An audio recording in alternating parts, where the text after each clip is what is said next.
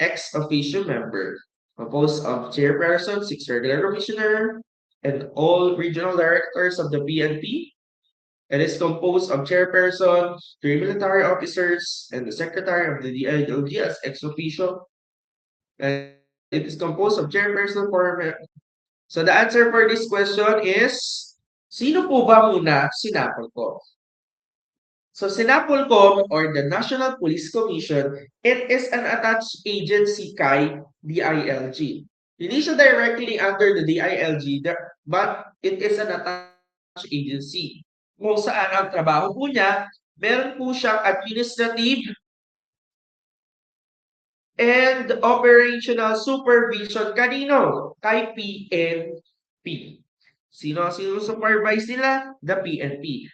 Bakit kailangan merong nagsusupervise sa PNP? Para siyempre, they want to ensure na ang police force natin ay remain professional, di ba? Maging disiplinado, and siyempre para maging effective law enforcement officers in order to maintain the peace and order. Kaya sino-sino ang nasa NAPOLCOM? And that is letter A. It's composed of chairperson, tama? Is a chairperson, 4 regular commissioners, chief of the PNP as ex officio member. So they have a term of 6 years without reappointment or extension.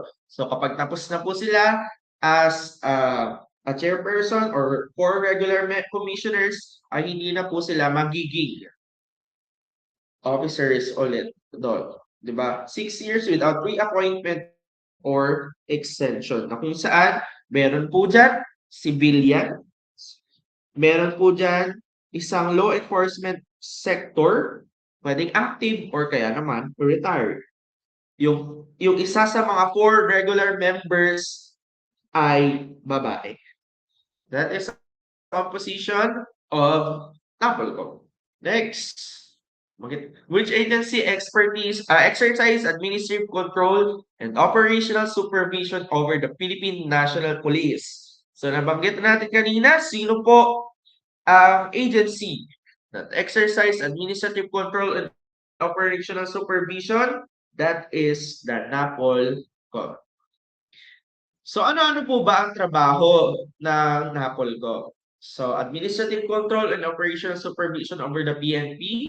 Kung saan tinitingnan nila kung nagtatrabaho po ba ng maayos ang isang PNP member. Sila din po ang nagbibigay ng guidelines regarding sa recruitment, promotion, training, and retirement. Kaya kung mapapansin nyo o makikita nyo po sa mga poses na kapag nagkakaroon po ng NAPOLCOM entrance exam, sino po ang nagpupuslaya, di ba, sa NAPOLCOM? Regarding sa promotion, sa exam, sa training, kay NAPOLCOM po iyon. So examine and audit police performance. They will check if fit pa ba o nagtatrabaho po ng maayos o nami-meet pa ba ng isang PNP officer ang standards. Next, ayan. Review the disciplinary actions. If ever man po may result po regarding sa reklamo ng isang PNP officer, ay ng isang civilian sa isang PNP officers, na syempre pwede mag-appeal yan sa National Appellate Board or kaya naman sa Regional Appellate Board, napag can appear, reverse, or if ever man i-modify po yung penalties na ibibigay po nila sa PNP officer. Ayan, yun na yan. Ayan. Dito tayo. Next. What law is reorganized and reformed the PNP? Ay, napaka-easy.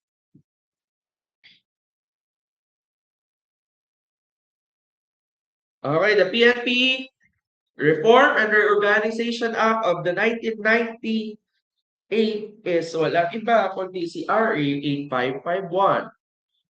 So we have RA 6975 or the DILG Act of 1990. Kung saan it creates the tribunals, the PNP, BJMP, and BFP. Next, RA 11549. Ano meron sa 11549? Yan po yung batas na pinalitan ang height requirements or minimum height requirements para sa mga officers ng BFP, BJMP, BFP, also banggitin nyo man kung anong law enforcement yon. Next, we have the RA 11200. So ito naman po, na pinalitan, ang dating pangalan, di ba, PO1, naging patrolman, patrolwoman. PO2, naging police corporal. Ayan. Next, what does the national in scope mean for the PNP?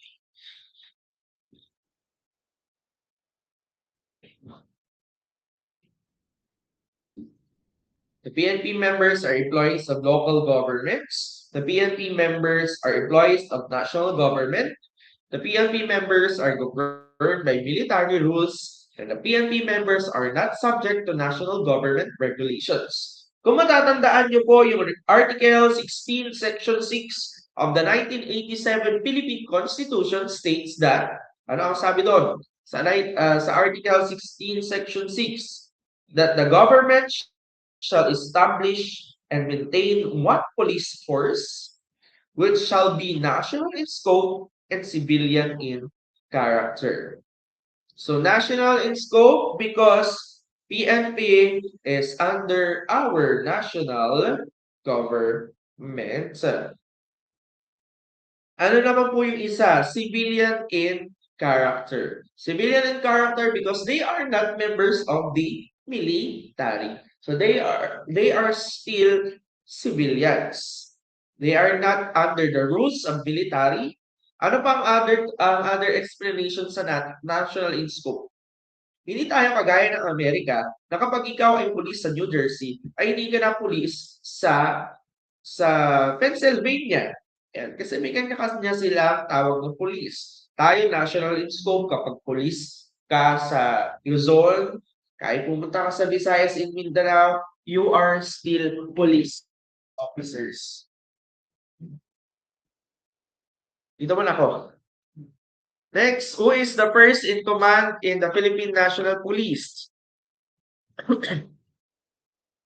Sa klase.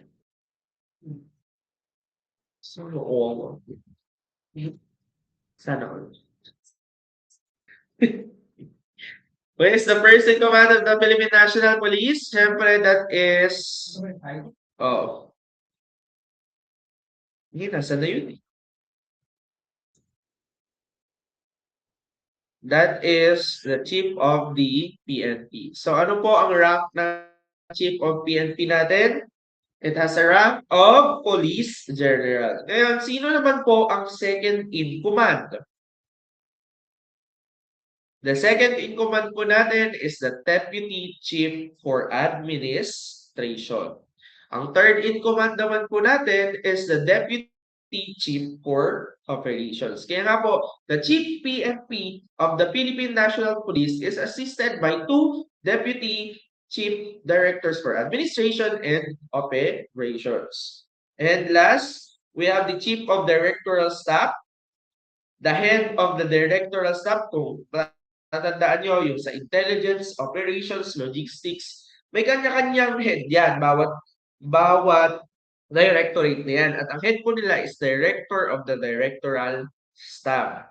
Pero yung pinaka-head ng Director of the Directorial Staff, yun po si Chief of the Directorial Staff.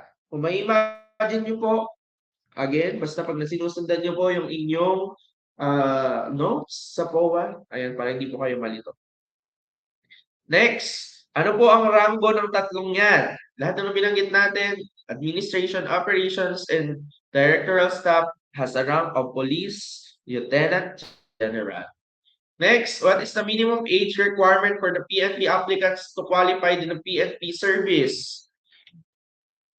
Easy question for recruitment.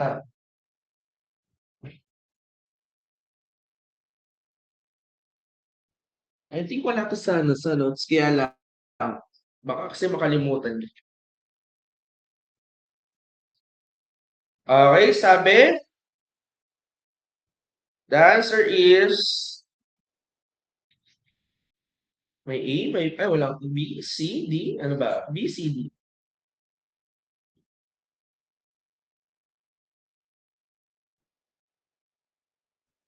The answer is not less than 21 years old nor more than 30 years of age. So, hindi pwede si 21, hindi pwede si, hindi pwede si 20, hindi pwede si 31. Next, what is the minimum height requirements for the PNP applicants according to 11549? Yung bago na po yung bago. Dito na tayo sa bagong batas.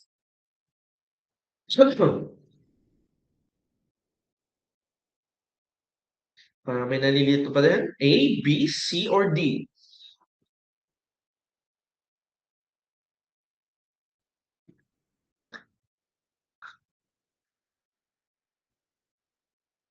Okay, the answer for this question, the minimum height requirements for the PNP applicants according to 11549, that is letter B. Yung letter A, yun yung dating height ng male and female applicants. Yung letter B po ang updated. 5'7" is 5'4" ba yan? Tapos yung 5'1", 152 is 5 flat, I think. If I'm not mistaken. Or hindi ako nagkakamali lang. Next, what is the maximum number times a candidate may use the PNP waiver program? Siyempre, meron tayong waiver program sa age, sa weight, sa educational attainment, and siyempre sa height. So, kailan nila pwedeng magamit ang waiver program? That is, yan po ay isang beses lang. Hindi po pwedeng annually. Kasi magkakaroon naman po yan ng unfairness. Diba? Para ma-secure nila na pag-fair pa din ang pag-recruit nila sa PNP, sa isang beses lang po pwedeng gamitin ang waiver program. Next.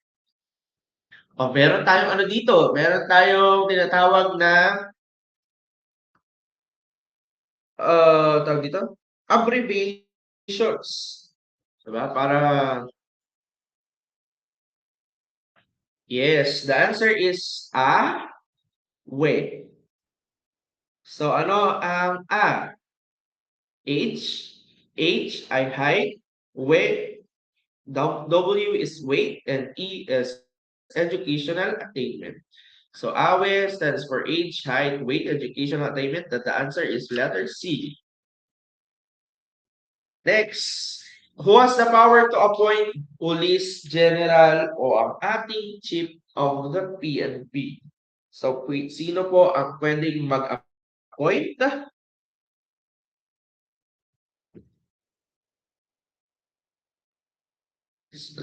a chief of police, commissioner appointment, president, or mayors?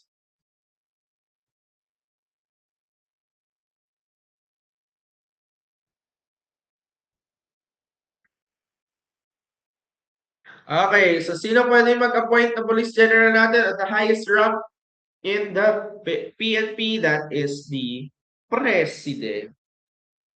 Pero syempre, bago po siya ma-confirm, ay kailangan po siya ay i-confirm ng Commission on Appointment na yes, ito si ganito ganyan, siya na ang bagong police general. Next, why are appointments of police lieutenants to police lieutenant colonels are attested by the CSC? So bakit kailangan pang i-confirm? Yun kasi mean to say ng attested. So bakit kailangan pa kapag nag-appoint ng police lieutenants to police lieutenant colonels ay affirmed or confirmed by the CSC? Confirmed by the CSC. And to ensure political neutrality, to confirm their military background, to validate their eligibility and merit, to shorten the appointment process. Siyempre, kailangan po nila itong i-affirm, confirm, para siyempre titingnan kung valid po ba ang eligibility, meron po ba siyang sapat na trainings, marami po ba siyang diba, kailangan ng trainings bago ma-promote yung years of service, titignan nila, di ba? Kung yun ba ay talagang magagamit nila para sila ay ma-appoint sa bago nilang rango from police lieutenants to police lieutenant colonels. Okay, dito tayo sa status of PNP appointments. Meron tayong tinatawag na temporary and permanent. So sa temporary, 'di ba, once na ikaw ay nag-apply, kailangan mo munang i-submit lahat ng mga requirements, namakmak na requirements at siyempre kailangan ikaw po ay merong qualifications na nilagay sa RA 8551, 'di ba? You must be a Filipino citizen, nakapagtapos ka ng ganitong kurso, ikaw ay hindi dinismiss sa military ng may dahilan. Ano pa ba yun? Good character. Ayan, yung height and yung age requirement mo. So kapag meron kang mga requirements na yun, that you have a temporary appointment. And syempre, kapag na-complete mo na lahat ng requirements, natapos mo na rin yung training mo, that is permanent. Next, appointing officers of the PNP. So tandaan nyo, sa patrolman to patrolman or patrolwoman to police executive master sergeant, sino po ang nag-a-appoint? Dalawa po yan. Meron po sa regional level and meron po sa national level. Sa regional level, sino po ang mag-a-appoint sa kanila? Ang mag-a-appoint po siyempre si PNP Director or PNP Regional Director. Kapag naman po pag national level, sino mag-a-appoint kay patrolman or patrolwoman to police executive master sergeant? That is the chief of the PNP. Kaya lang, kailangan pong i-affirm ng Civil Service Commissions. Titingnan nila kung meron pa talaga silang requirements, qualifications bago po sila i-appoint sa ganong rango. Next natin is the Police Lieutenant to Police Lieutenant Colonel. So, sino po ang mag-a-appoint dito? Ang mag-a-appoint po ay si Chief of PNP. Kailangan mo nang hindi yan basta-basta i-appoint ni Chief of PNP. So, kailangan muna yan ay recommended by their immediate superiors. Kung sino man mas ahead sa mga may rank ko na yon, sila po ang magre-recommend kay Chief of PNP para i-appoint as Police Lieutenant to Police Lieutenant Colonel. Next, attested siyempre yan ng civil service to confirm the qualifications and merit. Next, Police Colonel to Police Lieutenant General. So, sino pwede mag-appoint? Nandiyan na, pwede na po. I-appoint din po yan ni President. Ito na, mas madami na to ha. Kailangan siyempre sila ay, bago sila i-appoint na President, kailangan muna silang i-recommend ng Chief of PNP natin. Kailangan in-endorse muna ito, pwede to. Tingnan nyo. That is kay Chairman of the Civil Service Commission, confirmed by Commission of Appointments. And siyempre, we have the Police General. Mag-a-appoint pa rin ay si President, attested by or confirmed by Commission on Appointments. So, kanino po manggagaling ang possible na magiging Police General? Tandaan niyo yung tatlo. We have the Police Brigadier General, we have the Police Major General, and we have the Police Lieutenant General. So sa tatlo na yun, maaari pong mamili kung sino po ang susunod na Police General. Hindi naman porket ang susunod na mas mababa kay Police General, si Brigadier General pa yan. Yung mas mababa kay Police General. O kung if ever man, kung sino man ang susunod na yun, hindi naman siya yung automatic na magiging Police General. So meron pa rin pamimilian na dalawa pa. Next. Siyempre, meron din po tayong appointment by lateral entry. So, ano po yung lateral entry? So, dito, upon entering a police organization, is meron po silang na-require na higher skills, meron silang require na higher education, meron po silang mga professional experiences. Kaya nga po, di ba, yung dentist, optometrists, nurses, engineers, graduates of forensic science, and criminologists ay pwede po mag-enter, ma-appoint bilateral entry as police lieutenant. Next, Yung police captain, mas mataas na to. Doctor of Medicine, members of the bar, and chaplains. Tingnan nyo yung pinag-aralan nila. Ikaw nag-aral ka ng ilang years para maging doktor. Naging member ka ng bar, di ba? Ikaw ay nag-aral ka ng matagal para ikaw ay maging abogado. Ganon din sa pagiging head ng mga church, yun, ng chaplains. Kaya isa din po yun sa EDGE para po sila po ay ma-appoint bilateral entry. So kaya lang, bago po sila mag-enter sa lateral entry, kailangan meron po silang police staff sergeant muna na pinakamababang rank. Ayan. Next, dito tayo. Part na tayo ng promotion. Despite security concerns in the main battle area and health risks from the decomposing bodies, 5 uniformed members of the PNP Crime Laboratory Group were promoted for their high level of professionalism and dedication to duty during the conduct of autopsies, where they obtained DNA samples from the recovered bodies of the PNP and AFP personnel and the civilian who died during the siege. What kind of promotion they received? They are doing their job even na magkaroon na po ng high health risk. They are willing pa rin to do their job kahit na ang health na nila ang alang kasi ito ang kanilang tawag ng tungkulin. Because of that kind of doings, they are promoted by what? By virtue of, syempre, special and meritorious promotion na kung saan merong exceptional performance na ginawa or may exceptional bravery na ginawa ang isang police officers. Sometimes, ang inaano din natin dyan, madalas nating alam, namatay, di ba? Kapag namatay ang isang police officers, dahil ginagampanan niya ang kanyang trabaho, possible siya ma-promote through special or meritorious promotion. Pero syempre, hindi lang naman yun. Hindi naman kailangan na mamatay ka para ma-promote ka. Di ba?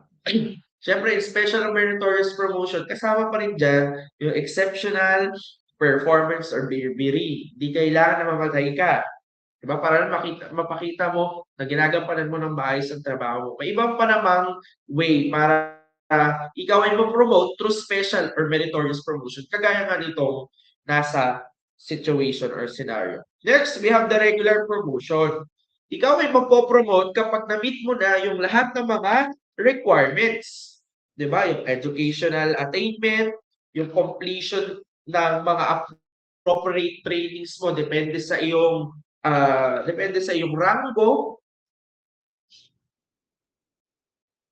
Diba? Meron tayong tinatawag na master's degree para sa mga police brigadier general. Meron tayong officer senior executive course para sa lieutenant colonel to colonel. Para bago sila ma-appoint, kailangan titingnan din muna yon. That is an example of regular promotion. Aside from that, yung time in grade o kaya naman ilang years na po ba sila sa service. So that's an example of regular promotion. Next, we have the promotion by the virtue of position. Kaya nabago ang inyong rango kasi merong panibagong position na ibinigay sa'yo. At ang best example po dyan is yung sa Police General. Dati siya ay Police Brigadier General. Dahil nga siya napili, siyang inappoint ng President, attested by, confirmed by the CST, and by the Commission on Appointments. So napalitan yung rango niya from Police Brigadier General to Police General. Bakit? Kasi paket siya, di ba? Nabago yung kanyang position. Naging Chief of the PNP. So because of his or her position, kaya po siya na-promote. Kaya umangat ang kanyang rango. So that is the 3 kinds of promotions.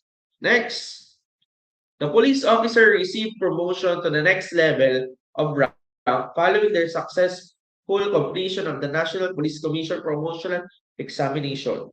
The 3 police officers were promoted to the next higher rank. What kind of promotions did they receive?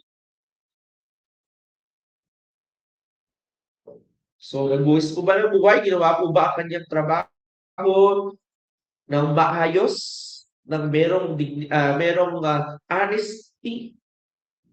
So, kung meron yun, that is special or meritorious promotion.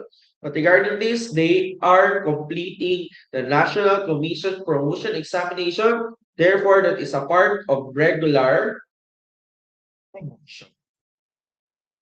And nga pala, hindi naman po pala agad-agad na po promote. Lalo na kapag wala pong vacant. Kung wala pong vacant sa rango na yon, wala pong promotion. Ano? Next, the most recent promotion of Police Chief Master Sergeant Alvin Bato occurred on January 24, 2013. Since that time, his rank has never risen. What attrition program does Police Master Sergeant, Police Chief Master Sergeant fall under? Magkaiba yung ano nila. Anong year na ngayon? Halimbawa natin 2026 na. Halimbawa, 2026 na nga pala. Simula 2013, hindi na siya na-promote.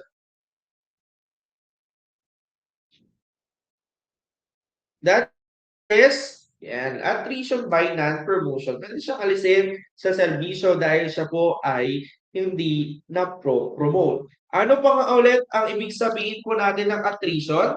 So it refers to a gradual reduction of the members. O kaya naman, they want to reduce a PNP personnel.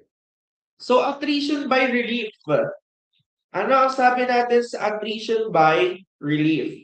So attrition by relief is you are relieved for a valid reason. For example, ikaw po ay nagkaroon ng reklamo sa iyo, hindi mo ginagampanan ng maayos yung trabaho mo. That is example of attrition by relief. Pag naman attrition by demotion in position or rank, dahil nga ikaw ay na-demote sa lower position, and within 18 months, hindi ka po ulit nabigyan or na-reassign sa rango mo. Therefore, ikaw na po ay mari-retired or mase-separate sa PNP. So, attrition by the attainment of maximum tenure. So, dito, kapag na-reach mo na yung years of service mo sa specific na position na yon, there's a possibility na ikaw po ay maalis na sa inyong post. Ngayon, tandaan nyo, meron tayo dito sa attainment of maximum tenure. Di ba? Meron tayong 4, 4, 4, 6, 9. Di ba? Si Chief of PNP ay 4 years. Si Deputy Chief ay 4 years. Si Director of Staff Services, 4 years din. Si Regional Directors, 6 years. Si Provincial City Director, 9 years. Yes, sir. Since si Deputy Chief po ba, Chief, ay natapos niya na po yung 4 years. So, mawawala na po ba siya sa serbisyo? Hindi naman po kaagad. So, tandaan nyo, bago ka ma-retired, bago ka ma-separate sa PNP, kung ang pinag-uusapan natin ay edad, hanggat hindi ka na-reach ang 56 years of age, ay hindi ka naman po basta-basta maalis sa serbisyo kapag ang natapos mo nga is yung years of service mo. Halimbawa natin si Deputy Chief, na-promote, naging Chief of PNP. So, hindi pa rin po siya maalis. Kasi nga, there is a promotion pa din, tsaka bata pa siya, baka hindi niya pa na-reach yung 56 years of age. Pero paano po si Chief of PNP? Kaya sabi, 4 years lang po.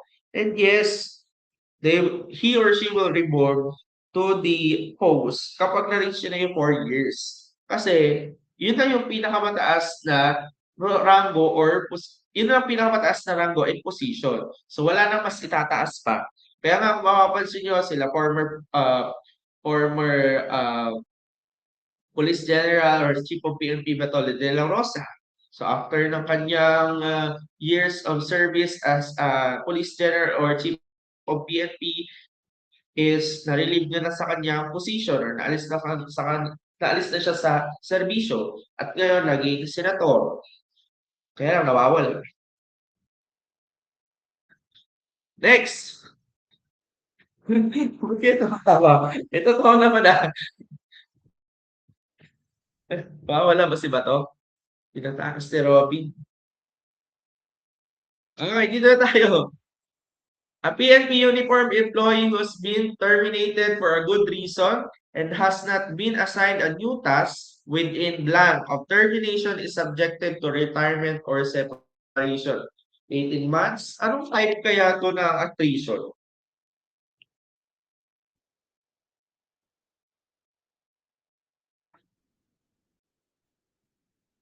Number 23. Nasaan na tayo? Nawawala ko.